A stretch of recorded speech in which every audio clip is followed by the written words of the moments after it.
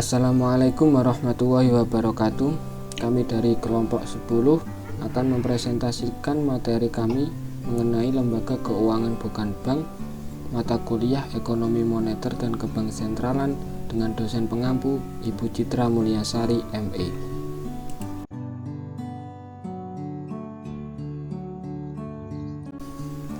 Anggota kelompok kami yaitu yang pertama Farhana Taufik dengan NIM 12640220299, yang kedua Fathi Muhammad Alfi Salim NIM 1264022020100, dan yang ketiga Happy Nurhayati dengan NIM 1264022020106. A. Pengertian lembaga keuangan bukan bank. Lembaga keuangan bukan bank adalah lembaga keuangan yang menyalurkan dana dengan cara mengeluarkan surat-surat berharga dan menyalurkannya kepada masyarakat. Keberadaan lembaga keuangan bukan bank merupakan pengembangan dari adanya pasar modal dan pasar uang. Tujuan dari lembaga keuangan bukan bank adalah membiayai investasi perusahaan-perusahaan dan menjadi perantara dalam penerbitan dan penjualan surat-surat berharga. Lembaga ini tidak menghasilkan produk berupa tabungan, deposito, dan giro, tetapi dalam bentuk premi asuransi, cicilan sewa guna usaha, simpanan hari tua, gadai barang, dan pembelian saham. Beberapa jenis lembaga keuangan bukan bank diantaranya adalah asuransi, sewa guna usaha, dana pensiun, modal ventura, anjak piutang, dan pasar modal. B. Macam-macam lembaga keuangan bukan bank. Yang pertama, asuransi.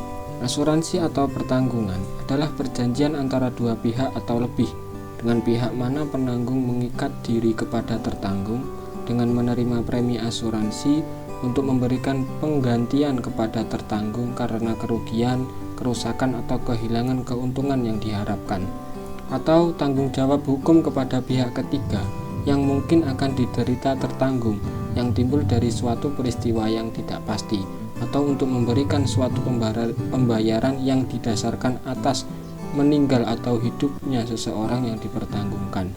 Undang-Undang Nomor 2 Tahun 1992 tentang usaha perasuransian. Kegunaan asuransi yaitu yang pertama rasa aman, yang kedua berfungsi sebagai tabungan, dan yang ketiga penyebaran resiko. Prinsip-prinsip asuransi. A. Insurable interest. Prinsip ini mempertanggungan suatu resiko yang terjadi terhadap suatu objek asuransi.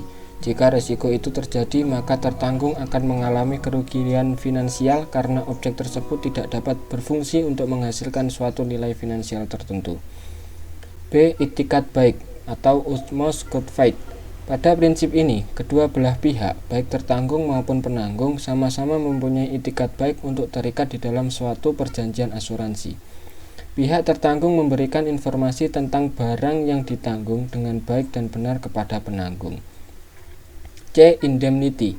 Konsep indemnity adalah mekanisme penanggung untuk mengkompensasikan risiko yang menimpa tertanggung dengan ganti rugi finansial. Prinsip indemnity tidak dapat dilaksanakan dalam asuransi kecelakaan dan kematian. D. Proximate cause. Setiap kejadian terhadap suatu risiko mempunyai suatu atau beberapa penyebab. Di dalam asuransi, perusahaan harus menemukan dan mengidentifikasikan penyebab utama yang menyebabkan suatu kejadian. E. Subrogation. Prinsip ini terjadi pada suatu kejadian risiko yang menimpa tertanggung sebagai akibat dari kesalahan pihak ketiga. Tertanggung sudah mempunyai polis asuransi sebelum kejadian tersebut, sehingga tertanggung berhak untuk mengajukan klaim kepada perusahaan asuransi. F. Kontribusi. Prinsip kontribusi mengatakan bahwa apabila terjadi jaminan asuransi harta benda oleh lebih dari satu perusahaan asuransi yang masing-masing mengeluarkan polis asuransi dengan harta pertanggungan yang sama, perusahaan asuransi hanya wajib membayarkan ganti rugi. Premi asuransi.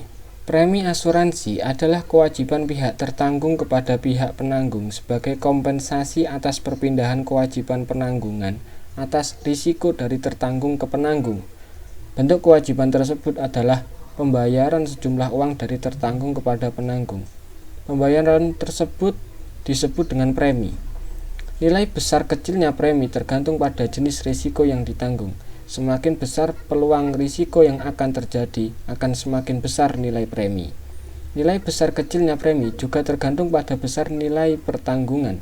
Nilai pertanggungan kecil akan memberikan nilai premi kecil dan nilai pertanggungan besar akan memberikan nilai premi besar. Polis asuransi. Polis asuransi adalah surat kontrak antara tertanggung dan penanggung.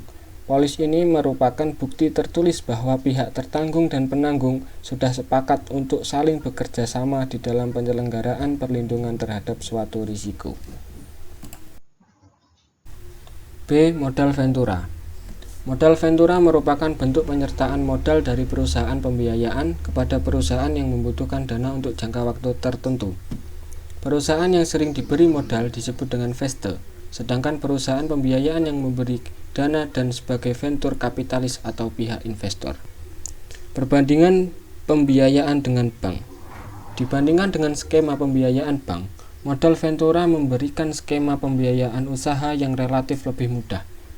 Skema pengembalian modal ventura dapat berupa prinsip bagi hasil, sedangkan bank berdasarkan cicilan pokok dan pembayaran bunga. Hal-hal tersebutlah yang menjadikan modal ventura lebih sesuai bagi usaha kecil dan menengah. Manfaat modal ventura. Terdapat beberapa manfaat modal ventura, baik bagi investor company maupun bagi perusahaan modal ventura atau PMV itu sendiri. Bagi investor company, manfaat utama yang diterima adalah kegiatan usaha dapat dijalankan dengan lebih baik karena kebutuhan dana untuk modal usaha telah dapat dipenuhi oleh perusahaan modal ventura. Bagi PMV, manfaat modal ventura dapat diperoleh melalui balas jasa atas pembiayaan yang telah dilakukan. C. Leasing atau sewa guna usaha. Jika mengacu pada Peraturan Presiden Nomor 9 Tahun 2009, leasing didefinisikan sebagai kegiatan pembiayaan dalam bentuk penyediaan barang modal baik secara sewa guna usaha dengan hak opsi atau finance lease maupun sewa tanpa hak opsi atau operating lease untuk digunakan oleh penyewa usaha atau lessee selama jangka waktu tertentu berdasarkan pembayaran secara angsuran. Jenis-jenis leasing. Yang pertama ada kapitalis. Kapitalis adalah jenis perusahaan leasing yang berlembaga keuangan. Jenis leasing ini pada umumnya bisa melayani pihak nasabah yang memerlukan kebebasan dalam hal menentukan barang atau modal dengan spesifikasi tertentu. Dalam penerapannya, pihak lessor akan memberikan dana untuk membayar barang yang diperlukan kepada pihak supplier, bahkan kepada pihak lessee. Nantinya, pihak lessor akan memperoleh imbalan berupa nasabah dalam bentuk pembayaran secara angsuran dalam periode waktu tertentu sesuai dengan kesepakatan bersama.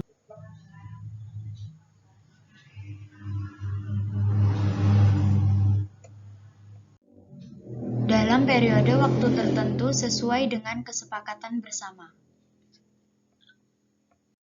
Yang kedua yaitu operating lease. Operating lease adalah suatu jenis perusahaan leasing yang mana pihak lessor akan membeli barang untuk disewakan kepada nasabahnya dalam kurun waktu tertentu.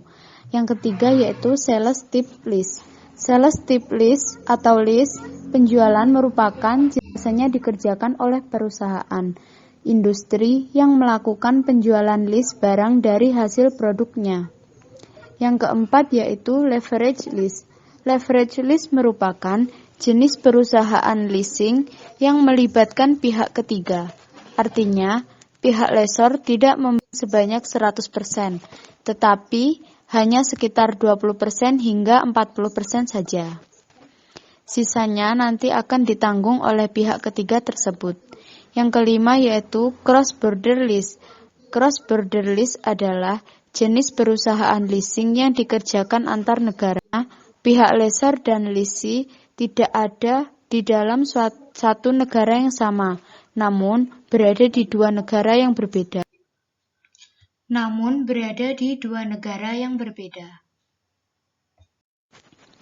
Manfaat dan kelebihan leasing. Yang pertama, fleksibel. Jangka waktu lease serta nominal yang harus dibayarkan dapat diatur sesuai dengan kondisi keuangan nasabah. Yang kedua yaitu tidak perlu jaminan. Hak kepemilikan sah atas aktiva dalam leasing bisa dijadikan untuk list tersebut. Yang ketiga yaitu capital saving. Pihak lembaga biasanya akan memberikan pembiayaan sebanyak 100% untuk nasabah. Yang keempat yaitu pelayanan cepat. Pada umumnya, prosedur pembiayaan akan memerlukan waktu yang terbilang cepat, dimulai dari sampai realisasinya. Yang ketiga yaitu terhindar dari inflasi. Para nasabah bisa menghindari kerugian karena inflasi karena pembayaran akan dilakukan sesuai dengan satuan keuangan sesuai kesepakatan. Yang keenam yaitu dilindungi hukum. Pihak lessor dan pihak lease akan memperoleh kepastian hukum karena adanya peraturan yang tidak bisa dibatalkan walau sedang mengalami kondisi finansial yang berubah-ubah. Mengalami kondisi finansial yang berubah-ubah. D. Pegadaian. Menurut Kitab Undang-Undang Hukum Perdata Pasal 1150, gadai adalah suatu hak yang diperoleh seorang yang mempunyai piutang atas suatu barang bergerak. Barang bergerak tersebut diserahkan kepada orang yang berpiutang oleh mempunyai utang atau oleh orang lain atas nama orang yang mempunyai utang. Barang gadai, contohnya yang pertama perhiasan, yang kedua kendaraan, yang ketiga barang elektronik, yang keempat barang rumah tangga, yang kelima mesin-mesin, yang keenam tekstil. Proses gadai. Hal pertama yang dilakukan ketika menggadaikan barang yaitu penaksiran nilai barang. Penaksiran nilai barang ini bertujuan untuk menentukan nilai barang yang dijadikan jaminan oleh nasabah. Setelah selesai menaksir nilai barang dilakukan pinjaman. Lembaga pegadaian akan menentukan nilai maksimal pinjaman yang dapat diberikan kepada nasabah. Biasanya, batas maksimal pinjaman ini lebih kecil daripada nilai taksiran barang. Nilai tersebut kemudian diinformasikan kepada nasabah untuk kemudian besarnya nilai pinjaman yang akan diambil oleh nasabah. Jika nasabah sudah setuju, maka lembaga pegadaian akan memberikan perhitungan jasa titipan dan biaya administrasi serta informasi besaran cicilan bunga yang harus dibayar oleh nasabah. Periode pembayaran yang dipilih. Pada masa mencicil ini, nasabah hanya membayar bunga saja. Jika pada saat jatuh tempo pembayaran, nasabah tidak dapat membayar nilai pinjaman, maka nasabah mempunyai dua pilihan. Pilihan pertama adalah menutup pinjaman barang gadai, dan pilihan kedua adalah memperpanjang masa gadai. Dengan menjual barang gadai dan pilihan kedua adalah memperpanjang masa gadai. Dana pensiun. Pengertian dana pensiun secara umum merupakan lembaga atau badan hukum yang mengelola program pensiun. Program dana pensiun bertujuan untuk memberikan kesejahteraan kepada karyawan di sebuah perusahaan, terutama karyawan yang telah mencapai sesuai dengan perjanjian kerja. Artinya, dana pensiun dikelola oleh suatu lembaga atau badan hukum dengan sistem memungut dana dari sebagian pendapatan para karyawan perusahaan yang kemudian dana tersebut dibayarkan kembali dalam bentuk manfaat pensiun setelah jangka waktu sesuai dengan perjanjian kerja. Sumber kekayaan lembaga dana pensiun yaitu A. Iuran pemberi kerja, B. Iuran peserta, C. Hasil investasi, D. Pengalihan dari dana pensiun lain. D. Pengalihan dari dana pensiun lain. Manfaat dana pensiun. Yang pertama, rasa aman karyawan terhadap masa tidak bekerja yang akan datang dalam arti mempunyai penghasilan pada saat mencapai usia pensiun. Yang kedua adalah tunjangan atau kompensasi yang lebih baik. Lembaga dana pensiun. 1. Lembaga dana pensiun pemberi kerja. Lembaga dana pensiun pemberi kerja adalah lembaga dana pensiun yang dibentuk oleh orang atau badan yang memperkerjakan karyawan selaku pendiri lembaga ini. Orang atau badan tersebut menyelenggarakan program pensiun manfaat pasti atau program pensiun iuran pasti bagi kepentingan sebagian atau seluruh karyawannya. 2. Lembaga dana pensiun, lembaga keuangan. Lembaga dana pensiun lembaga keuangan adalah lembaga dana pensiun yang dibentuk oleh bank atau perusahaan asuransi jiwa.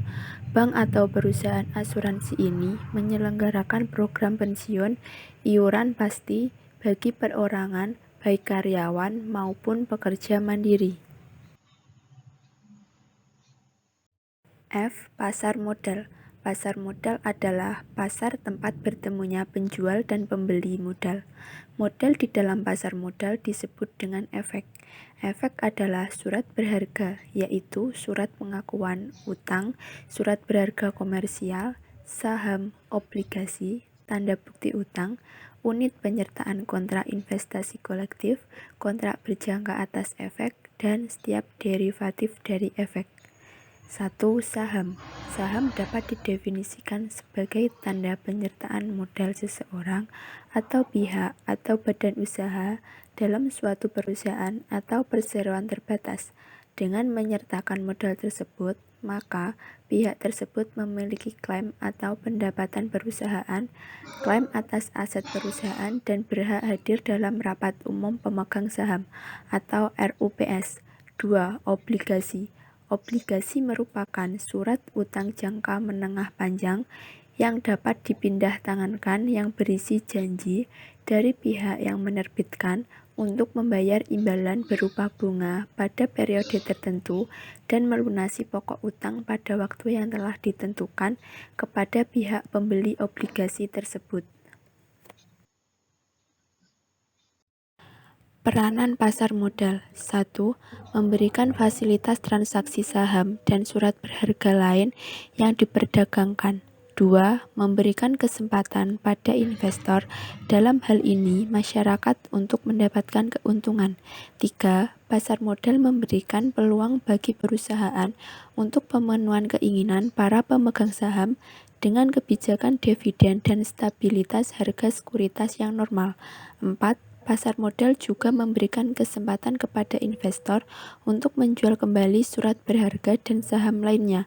5. Pasar modal memberikan kesempatan kepada masyarakat luas untuk turut berpartisipasi dalam perkembangan dan kemajuan perekonomian.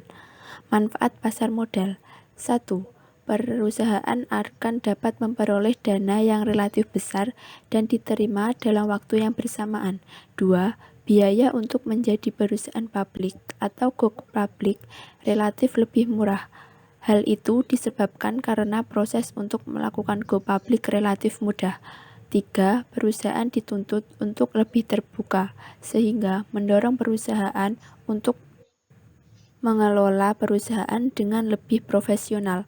4. Memberikan kesempatan pada kalangan masyarakat untuk turut serta memiliki saham perusahaan, sehingga dapat mengurangi kesenjangan sosial. 5. Perusahaan akan lebih dikenal oleh masyarakat karena perusahaan di pasar modal mempunyai kewajiban untuk melakukan publikasi. Pengertian LPD.